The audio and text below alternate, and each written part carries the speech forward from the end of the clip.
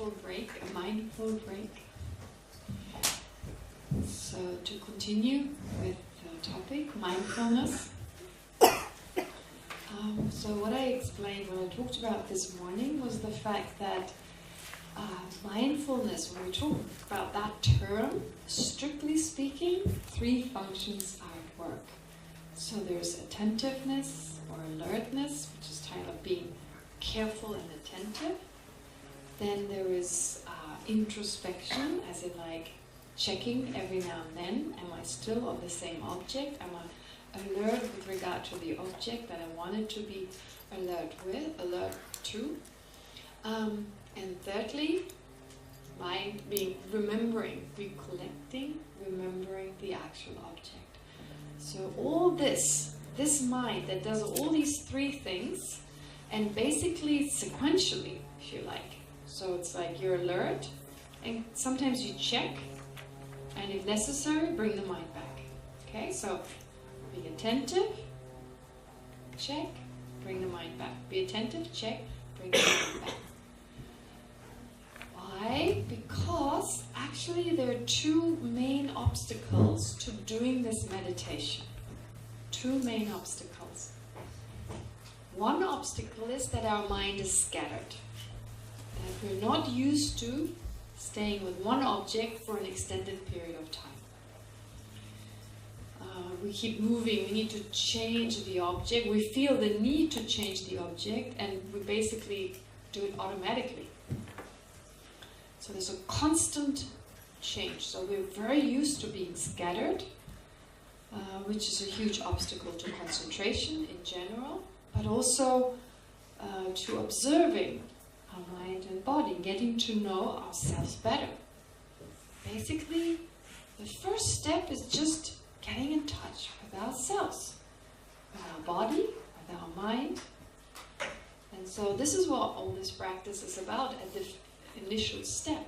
Basically a lot of observation. So with regard to this observation, so observing mind and body, it's important to be very gentle, to not be aggressive or ambitious about it. Just whatever you do, there's never a good meditation or a bad meditation. So this is very much part of the 21st century attitude. This is good, you're successful when you do this, and you fail when you do that. The good thing about meditation, just doing it, is good in itself. In the sense that even if you're totally disrupted, well, at least you become aware you are. Right? Become aware of how scattered you are. You become aware of impermanence, the fact that it's always different. One day you have a great focused meditation, you feel very satisfied, and the next day it's the opposite. Well, it's impermanence. It's not always going to be the same. So in one way or another, there's always something you learn from looking inwards. And therefore there's no bad meditation, there just is meditation that helps you to learn. Now with regard to doing these types of meditations, like focusing on the body, focusing on the mind, the obstacle is being scattered. That's one obstacle, but there's another obstacle. So the initial obstacle is, they call it excitement, for lack of a better word, but it's actually a type of scatteredness. There's a different word in Tibetan usually, being scattered, being distracted, versus this obstacle that they describe like excitement, but they mean the same thing. It's just that the word scattered has already been used to describe a different word.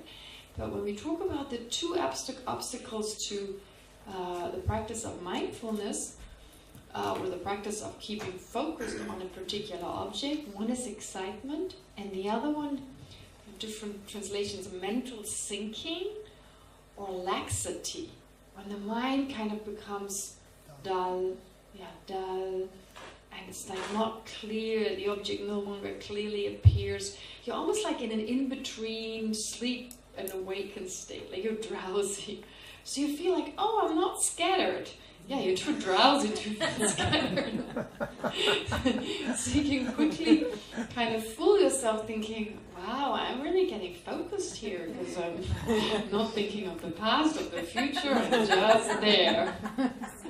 But of course, it's the same when we fall asleep, we're kind of not thinking of anything. So that's the next obstacle. It's like if you don't face that scattered mind, if you don't face that disrupted mind, well then the next problem could be that you face, as a next stage, it's like you face that laxity, that feeling of dullness. And once your meditation progresses, your focus gets better, you actually switch between those two. That's one of the two. Either you're too excited, and you know, each time you have introspection, it recognizes. And this is a part that I haven't really mentioned yet. I didn't want to make it too complicated. But actually your introspection is also a type of discernment. So it does discern. It becomes aware. Oh, now I'm scattered. Now, and you do this automatically. So it's like I'm telling you something that you already do. I mean, just the reason, I mean, just the fact that when you were breathing, and you noticed the thought, and you brought your attention back to the breathing, it meant that your introspection was able to recognize this as not the object you wanted to focus on. So that's why it was brought back to the breathing. So you do this automatically. But as part of the education in the Buddhist tradition, as part of like learning how to meditate, you have a very extensive explanation of all these awarenesses, and then you learn how to recognize them, learn how to become aware of them. But anyway, so those two, like with introspection, you check, not only am I still with the object, but is my mind very agitated, or is it like inattentive in the sense like, yeah, there's a level of alertness, but it's dull. It's not fully there. Which is why we talk of our mind, it should have two qualities. It should be stable and clear. As in like you clearly perceive the object. It's vivid. It's not like, a bit of my body, a little bit of my body, like a dull sense of your body. That would be, in that case, your body is, your mind is kind of like slowly on its way to fall asleep, right? Okay, so that's also something you check. So again, as we continue on, every now and then, right, just become alert, pay attention. Am I terribly agitated? Right, and then try again to be mindful. Just try to keep on one object. And is there enough clarity?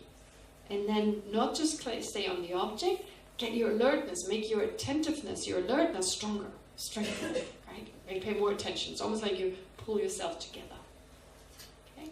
So that way, as you do your practice, you have stability and you have clarity.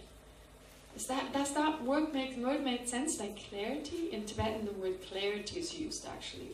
It literally means being clear. Okay, clarity. Okay, so those are the main obstacles. Now we're still dealing with the body, but once we've done the body, the next object will be what's called feeling. So we'll move into the mental area. Okay, but it's usually, I explained this or briefly mentioned it in the morning, it is easier for us to first become aware of the body because it's something physical and we're very accustomed to noticing, observing physical objects.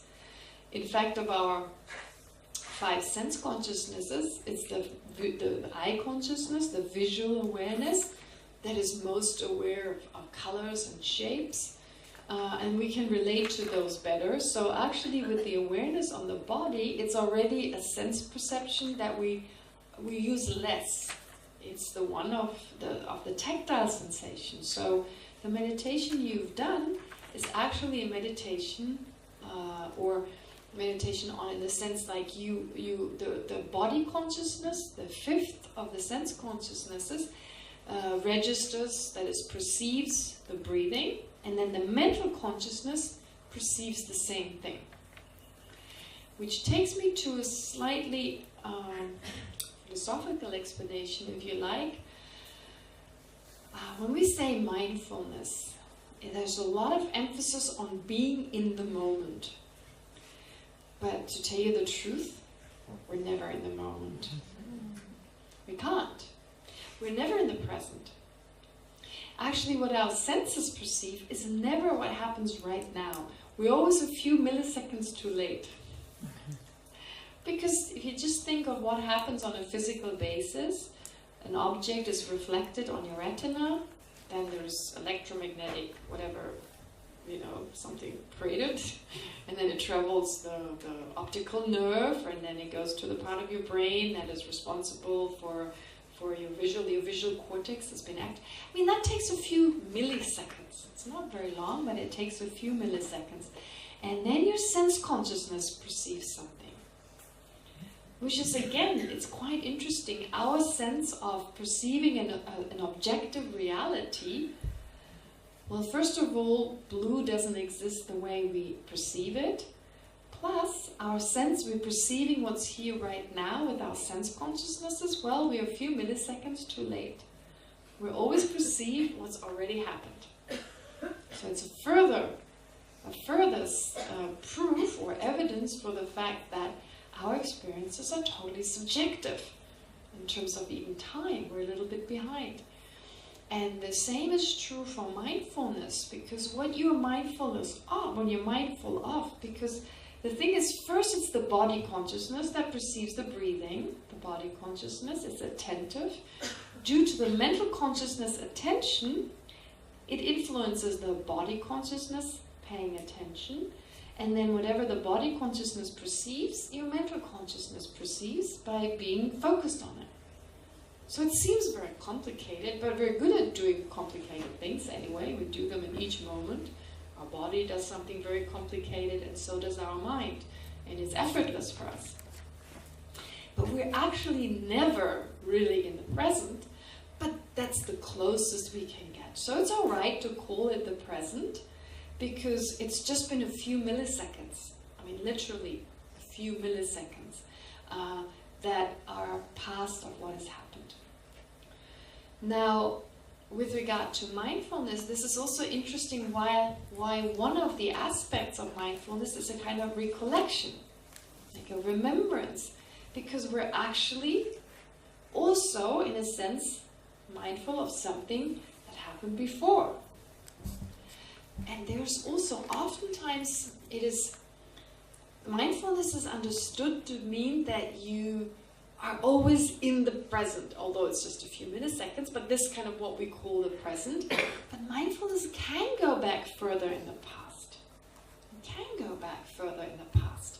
For instance, you see, our sense of an objective reality causes us a lot of problems. Why? Because we see our difficulties, our problems, we see them in the external. We believe that us being unhappy is another person responsible, or the situation is responsible. Usually there are a lot of circumstances that we regard to be the main cause of our problem. Is that a cause of our problem? Surely it may be, but it's not the main cause. It's not the main cause, it's just a secondary cause, which oftentimes is beyond our control. But the thing we can control is we can learn to control is our reaction to it. We can learn this. And if we learn to control it, well, it doesn't matter what happens, we're ready to accept it and possibly turn it around and learn from it. Turn it around in such a way that no matter what happens, we can use it to learn. Okay? So, for instance, to give you a simple example, there's this English saying, sticks and stone can break your bones, but words can do no harm. Yeah, right. Right? It seems words are a lot more insulting, a lot more painful.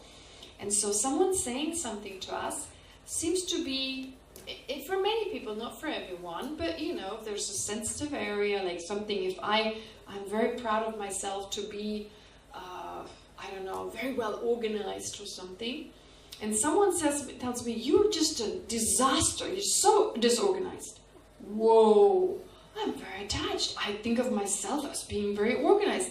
So they're really getting at my, you know, it's like, so usually I react with, I feel unhappy, physically I feel tense and unhappy, and I'm so good at thinking about these words over and over. They were said this morning, but every now and then I think about them, and in my mind it's like a dark cloud, you know, it's almost like it's now, I'm carrying it around, you know, it's like I can't let go, I think about it again, and I make it stronger, so my mind makes up a whole story.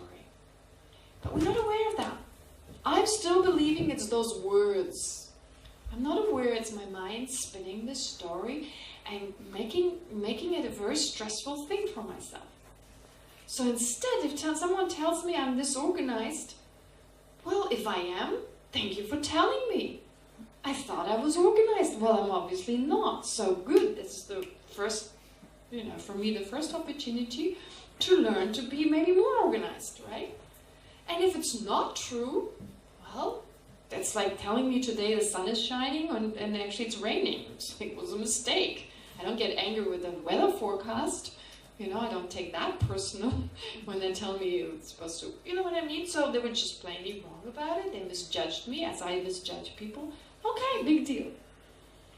So in that sense, I can maybe go, wow, whatever made that person say so, and they said it with spite and so forth, they must be really miserable. Maybe they're in a really bad mood. Poor guy or poor girl, that's just miserable that, you know, it was so strong that they had to. So then instead I react with compassion. And who feels better? The person who carries it for hours, or the person who reacts with like, well, thank you, or you know, we just feel happy about it. It doesn't change anything in the situation. The words were still spoken, but I can learn to deal with it more effectively. But this I can only do so if I'm more aware of my feelings, of my mind, if I'm more aware, in touch with it. I have that space in my mind, and this is what we learn through mindfulness. It's just that space in the mind, that calm, that allows me to step in between. And when I say mindfulness can also go back in the past, it's a beautiful tool. Let's say someone says to me, you're really disorganized, you're an idiot, you're stupid, you're selfish, or whatever, right? One of those things. And so my mind right away, I'm so used to it, goes tick, tick, tick, tick, tick, tick, tick, tick, tick, tick, tick, tick, very quickly, you know, and then I'm upset, and I may retaliate, and I'm depressed, and I'm in a bad mood for the next 3 days. Possible, right? Now, with mindfulness, you can actually, once you notice, so if you're trained with introspection, you notice, oh, there's something really weird going on in my mind. I'm spinning this story. And then you watch it first, and right away it loses its force. But then you go back. It's just happened maybe half an hour ago. Your memory is still very fresh. So you actually start, the moment you heard the words, what happened in my mind? What was the first one? What was the second part? And you find you can be very mindful, very attentive, and here really remembering correctly. And you find it's very interesting psychologically how your mind goes from here to there. You know, when you do it long enough, you'll find a lot of humor. If you look at my own mind, I mean, a lot of funny movies are not as funny as my own mind. Right? So with this mindfulness and attentiveness, you also develop a sense of curiosity and a sense of humor. Right?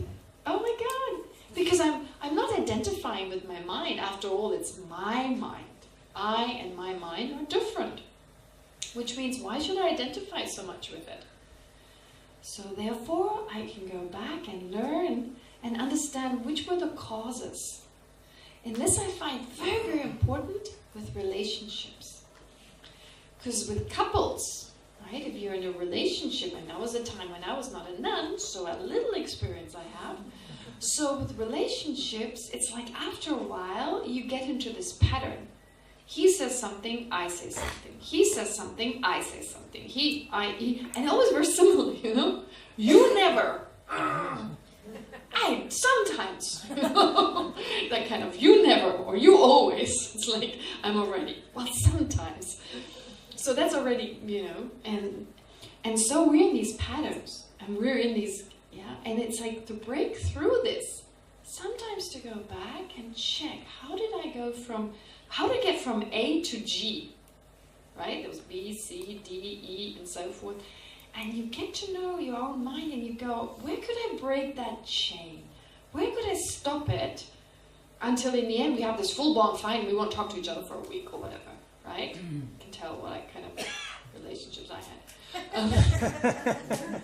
So anyway, the point is, you know, like how we get, and those are painful things, and we keep doing them, and in the end we can't find a way out and we get divorced. Because like every time we have a conversation, there's a pattern. And so anyway, all I'm trying to say is, and this is not what we're doing right now, but this is also part of it, part of mindfulness, where not only do you try to be in the moment at certain times, but there's also no harm. And here I'm not talking about obsessing. It's not obsessing, it's just okay. Like a scientist, that was curious, what just happened? How did I get from him or her saying such and such? What was my first reaction? How then? How did this? And you really get to know your mind better. It's amazing how complicated, how sophisticated it is, right? And so when you get to know this, it is much easier to put a stop to certain situations, to react slightly differently. And like right away, because of my reaction, the reaction of the other person will also change. And there is a bit of a sense that's pretty kind of, it started like at the beginning of psychology or the beginning of neuroscience, there was this word hardwired. Hardwired. We're hardwired to do things. And this is also, we believe this to some degree, but that's outdated. Totally outdated. We're not hardwired. In fact, the DNA we were born with, like I was talking about compassion, and you need to do more research on this, but the Dalai Lama briefly explains how, by practicing love and compassion, your DNA changes. Like the telomerase thing, right? So whatever that means. But your DNA changes. The thing we thought was totally fixed, well, it changes already in the womb, and our thoughts and our consciousness changes our DNA. And so now there's a new word that is used, neuroplasticity, right? Our brain is very plastic in the sense that there's a lot of potential for change. And the only problem is when you think, oh, I'm 60, I won't change. That's a problem. It's not you. No matter how old you are, your brain changes. So the senses may not work as well as they used to, but you can still the mind changes all the time. So there's no way we apply the causes and conditions, the mind changes. Our habits may get stronger, but with mindfulness we can learn to break through them, or to find the weaker link, and to replace it with something else, and make our life much happier. So that's the beauty, that all our happiness and our suffering really comes from the mind. But that's the one thing we can actually learn to control. Okay? Even our body we can learn to control to some degree, but to avoid death, oh, no one has ever been able to do that. Even the Buddha wasn't able to avoid death. So that's just something that's going to happen. So the death of this body, it's going to happen one day. But our mind is something we can learn to control. So for me, that's great news. Because I can't change any of you to make sure you act in a way that I want you to act. Unfortunately. But I can do that. But I can do that with regard to my own mind. And to me, that's great news. Okay. But let's return back to the body. So part of this meditation on the body.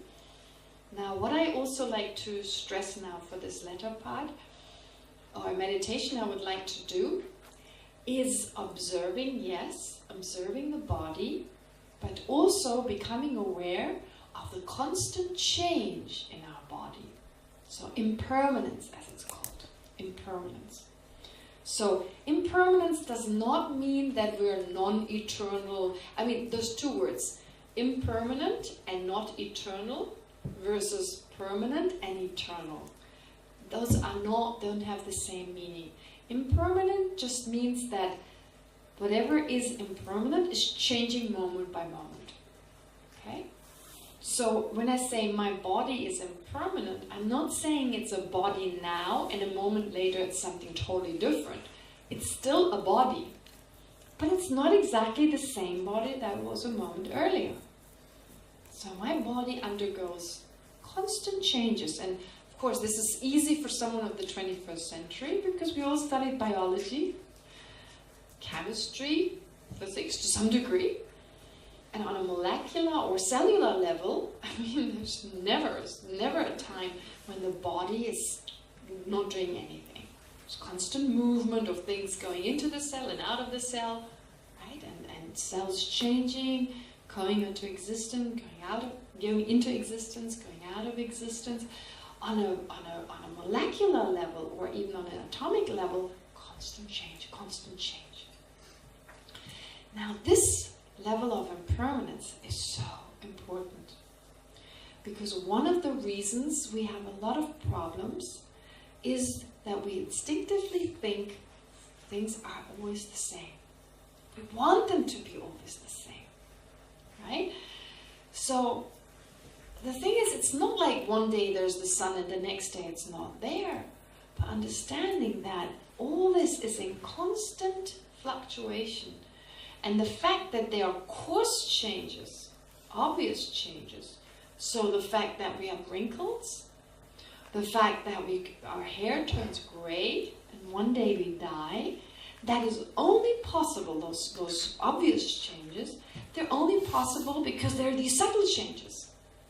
It's not like every week, you know, it stays the same, stays the same, stays the same, and Saturday evening, there's suddenly a change. And then again, the whole week is the same, and Saturday evening, a little change.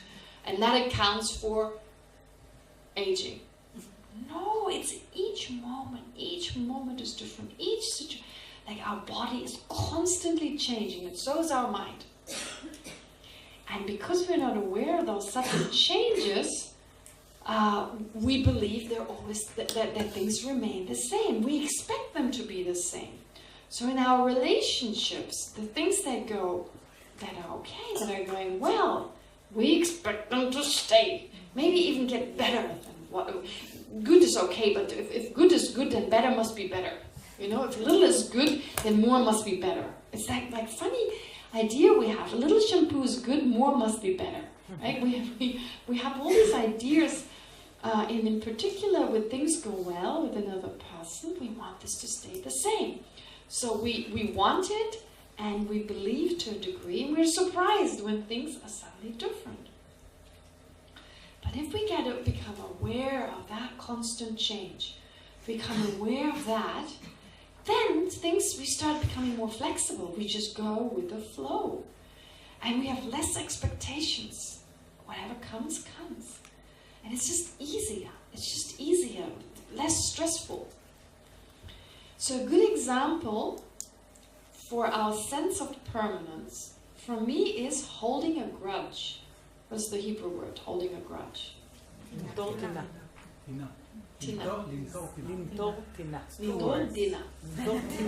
Tina. You get it, right? Okay, so we all know what that feels like. Someone did something to me, and I cannot let go. That is so painful. If you can't let go, because when we have anger and aversion, okay, the Buddha says anger and aversion is like eating poison and expecting the other person to die. Right? It's like, the other person's moved on, but I'm still holding a grudge. So it's like, someone said something to me last week. Okay, they said so. They actually said something insulting, but the person keeps on changing. They said it, and then their new ideas arise, the body changes, the mind changes. Maybe they forget what they said to us. They were just in a crappy mood, and so they forget what they said, things change. And when I meet this guy again, I go, oh, that's the guy who insulted me. That's him. So the one now, I perceive to be the one from last week. It's exactly, that's him, that's him, that's him who said that. It's not him. It's the continuum, the former continuum of that person. But to me, it feels like they're one. Last week's Moshe. Is anyone called Moshe? Moshe is my favorite name for this visit. So last year's Moshe, last week's Moshe, and today's Moshe become one. So I'm not actually going, yeah, he has a change in the meantime. That thought doesn't arise. But by implication, I'm holding on to Moshe being permanent. It's the same guy. And so it's that misunderstanding that makes me hold on to, right, this. That's just one aspect of it. Of course, it's more complicated than that, but it's actually a painful emotion. Anger is said to, it releases chemicals in the body. And if you're a health-conscious person, don't be angry. Learn not to become angry. I mean, don't be angry is like don't sweat. But you can actually learn to reduce it. There are simple techniques, so to be less angry initially and, to reduce it. So because it's physically not good for us. I mean, we're so scared of using certain soaps because they have these chemicals, but we're not scared to just get our mind getting really angry and produce all these chemicals in our body, right? So we should be just as scared of that. Anyway, so misperception of impermanence or not understanding it is a huge, big problem in our life. Especially when it comes to also our own mortality. I'm not going to talk about death, but I mentioned it. One of the reasons why we're so scared is because we don't face it. We don't face it. If you become more aware of it and you face it on a daily basis, it's like, okay, it no longer scares you. But one of the preparations for that is becoming aware of our own impermanence, our constant changing. We ourselves are constantly changing. The things that are around us are changing. Our mind is changing. Everything is changing. So now going back to the body, the meditation I would like you to do, or we do it together here, will be as before. We scan through the body, but this time we become aware of the changeable nature of the body. Now, saying we become aware is a bit of a lie. I mean, it's not like, there it is. Oh, there's changing, I can tell. We're not used to impermanence. So in that moment, it's like you're not making it up. Just become aware, if you think of your brain, how there are things, like electromagnetic kind of current is floating back and forth and neurons connecting. Or just think of it, whatever you can come up with, whatever your knowledge of this is, just become aware of that change. Of the blood vessels, the blood in the blood in your brain. Is there any blood in the brain? Maybe there isn't any. But anyway, there is whatever is in the brain. It's changing. So just become aware of that changeability of the brain. And then your face, all the wrinkles, it's all creating wrinkles. The process of creating basically our skin growing saggy, right? Due to gravity. That's what happens, right? It's just part of life. So become aware of that. It's just constantly changing. And then going through each part of the body and just being aware of that constant change. It's just changing. And change is good. If there wasn't any change, we'd still be toddlers. We'd still be lying there in our beds, unable to turn around on our own. I mean, seriously, the fact we can grow spiritually, we can, evolve. I mean, it's because of change. So it's important to embrace change, seeing it as something good, and being able to flow with that change, to learn how to serve with the change. And so this is a meditation It needs to be done not just once, but as part of introducing you to different techniques that you can then choose to adopt and develop further or not. We'll do this type of meditation, and as before, we'll do 10 minutes of this, and then just going through, and I'll just mention the area that I want you to scan through, and you're welcome to do it your own way. If you want to start with your feet, you can do that. But I'll start with the top of the head, and then just get in touch with, that is, be mindful to the constant change of these areas. Okay? Alright, so let's try that. And as before, spend a few moments just breathing. As like the first meditation we did in the morning, just focus on your breathing to settle the mind, to settle your mind into alert, mindful, and introspective awareness. And then we can start watching our impermanence, or our physical impermanence.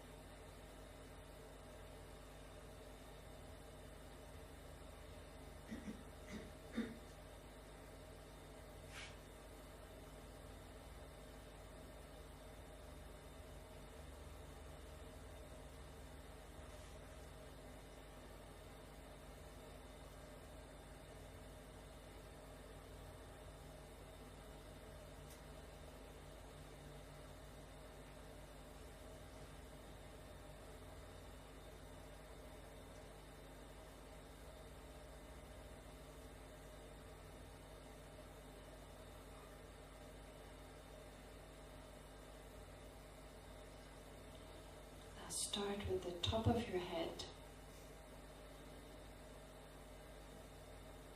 and then your brain.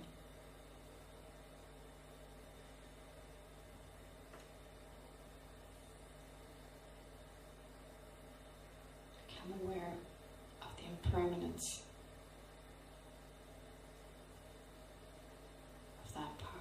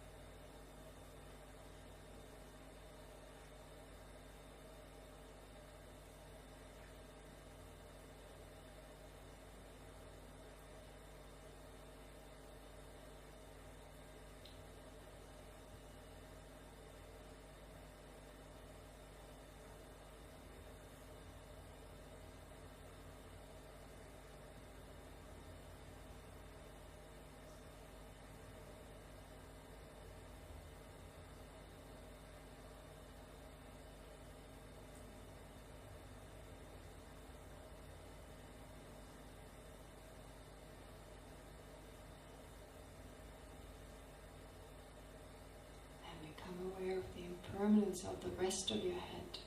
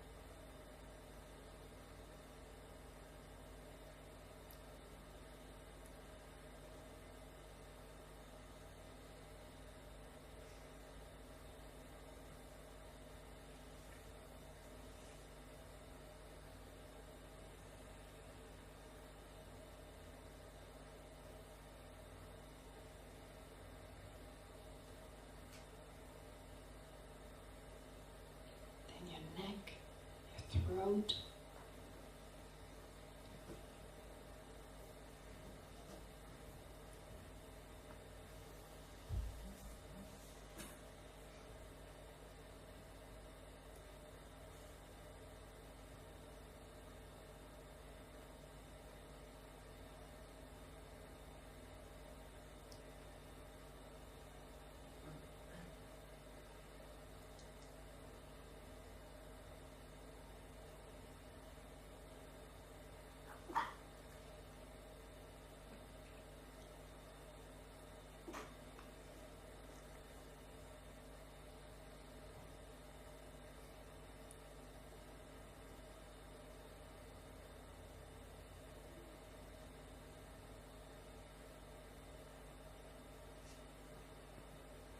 Shoulders,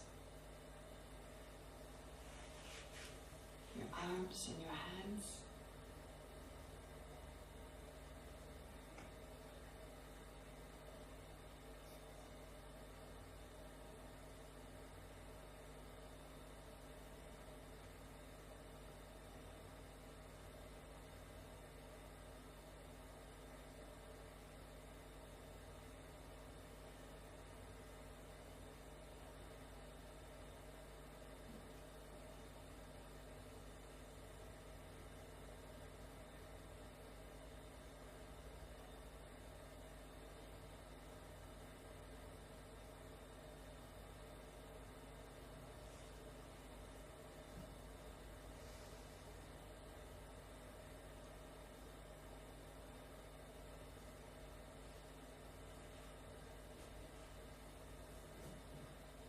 Chest,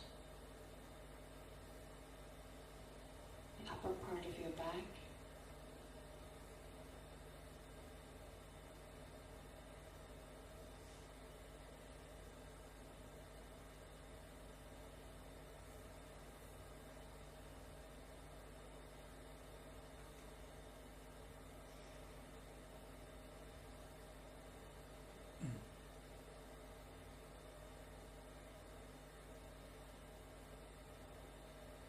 including your heart.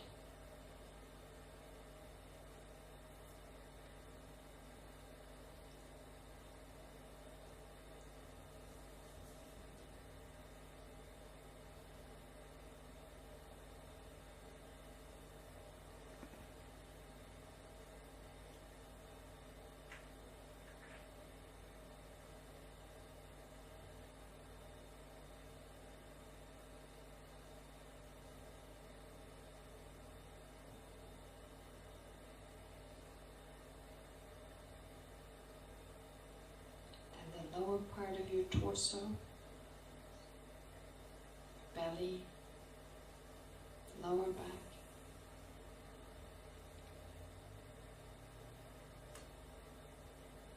Just changing moment by moment.